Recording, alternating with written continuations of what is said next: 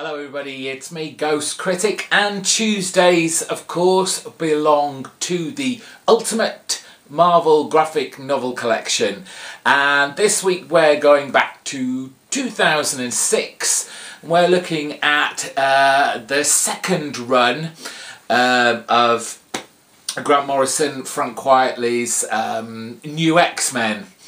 And it's called Imperial. It collects issues 118 to 126.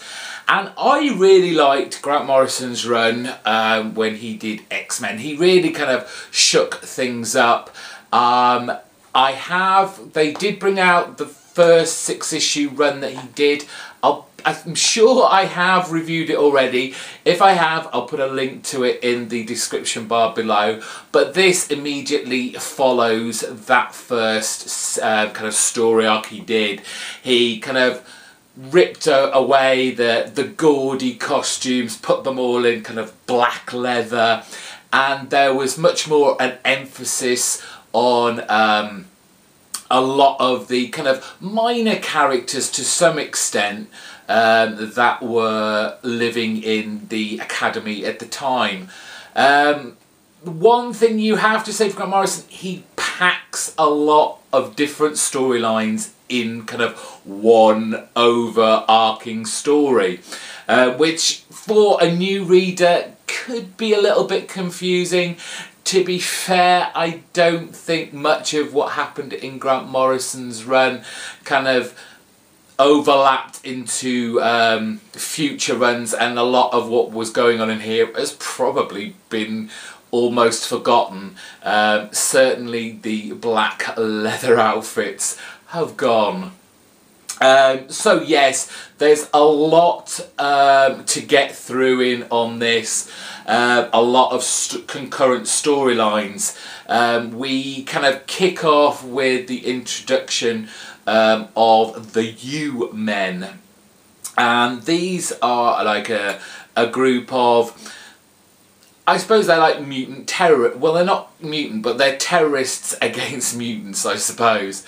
What they do is they harvest mutant organs in an attempt to graft them onto themselves to make them what is called the third species. Apparently this is obviously one above mutants, which makes them far superior to both humans and mutants. So there's a lot of kind of terrorist acts going on against mutants. And we kind of get spotlighted on one character called Angel Salvadori.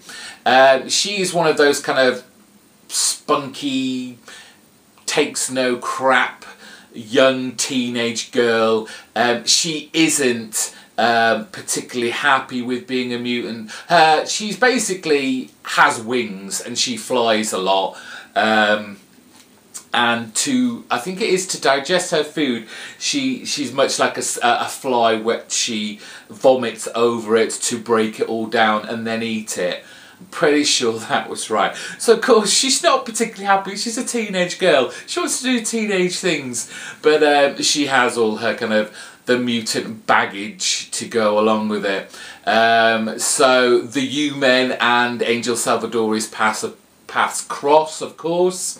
And our mutant Wolverine comes in to save her. So it's kind of that Wolverine as mentor to another young girl with a bad attitude. So you've got those storylines going on. There's a big attack on the school by the Shi'ar Empire. At the moment, if you'd read the last 6 issues, you'd have found out about Cassandra Nova, who's Charles Xavier's twin sister. And what's happened, they've switched bodies basically. Charles Xavier's mind is now in Cassandra Nova's, and Cassandra Nova's is in Charles Xavier's. The Cassandra Nova and Charles Xavier's body, it's confusing. He's currently in space, causing all sorts of chaos between the Shi'ar Empire, and has convinced them that mutant kind has to be wiped off the planet of the Earth to extinction.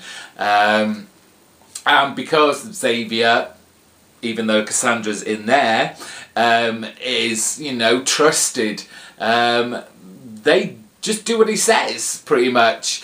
Landra obviously sees through it and sends one of the superheroes from the space, I can't remember which one it was now, down to Earth to basically warn them. Of course, he doesn't get there in time, and there is a big battle. Now, when I was saying it was confusing with like concurrent storylines thrown in at the kind of in the midst of this, is Hank realizes that somewhere along the line they've ingested kind of nano sentinels, which are basically killing them from the inside out. But that's sort of kind of washed away until almost towards the end. We get the rather confusing Zorn character come in. If you're a lengthy reader of New X-Men, that character gets messed around quite a lot for his identity and who he really is. As usual, it's X-Men, it's convoluted, it's very confusing. What else goes on in here? While, you know, this big fight's going on with the Shi'ar Empire, you keep getting glimpses of Jean Grey manifesting once again the Phoenix Force, which has, you know, a few people worried, as you would. Also, what's really great, back in the kind of like late 1990s, early 2000s, Marvel once a year always did their Nuff Said issues. And this was across the board through all their titles. They would have an issue that was completely wordless. The story had to be told through the actual art. And this has one of the X-Men Enough Said issues in there, where basically Emma and Jean go into Xavier's body, which has Cassandra Nova's mind in it, to find out what the hell's going on, basically. And it's a really kind of fun issue. Jean being the kind of powerful one and being in charge, and getting to the crux of what is going on here, while Emma's kind of used as a foil almost for jokes. She doesn't fare very well within Cassandra Nova's mind. But what we do find out from this episode, from this Nuff Said issue, is that when they were both in utero, once Xavier kind of became sentient, had thoughts, he immediately tried to kill Cassandra Nova, his twin sister, in the womb. So there's a bit of hate going on there, as you would expect. Crazy, imaginative ideas, as always, from Grant Morrison. Shame a lot of it wasn't kind of progressed very far. At the very end of this, once, you know, everything's kind of wrapped up and minds and bodies are put in the right places, it transpires that because of all this, Professor Xavier can walk again. Yes, again. Something will probably happen to him a little further down the line and he'll be back in that wheelchair. But like I said at the top of the video, I really enjoyed Grant Morrison's run on this. He really fleshed out the characters of people like the Stepford Cuckoos. Unfortunately, he had to, I don't know whether he created or he had to use him, but one of the worst X-Men characters pretty much of all time, Beak.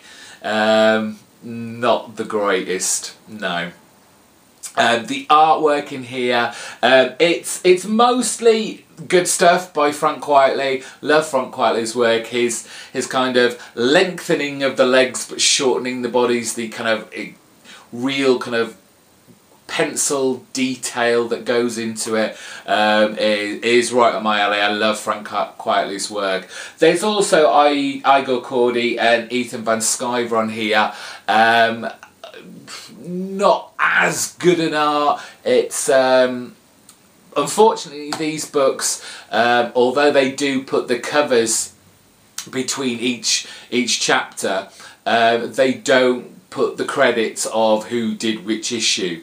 So I'm not sure which one was Ethan Van Sciver and which one was Igor Cordy, but one of them is, it's not nice to look at really. It's very thick, heavy colours, black outlines that aren't good. So just keep an eye out for the lush Frank Quitely artwork. There isn't, to be fair, a great deal of extras in the back of this. We have a little one-page about the artist Igor Cordy, and also a couple of pages about the artist Ethan Van Sciver, and as always, further reading. If you enjoyed this, try these. So there we go, new X-Men Imperial. A lot of stuff that I much prefer the X-Men doing, like being in space. I enjoyed all that stuff, and then obviously all the kind of convoluted storylines that interweave between each other. That is, well, it's X-Men, isn't it? It's what you get whoever writes this book. Anyway, that's it for me this week. I hope you enjoyed my review of new X-Men Imperial. Until next week, bye bye.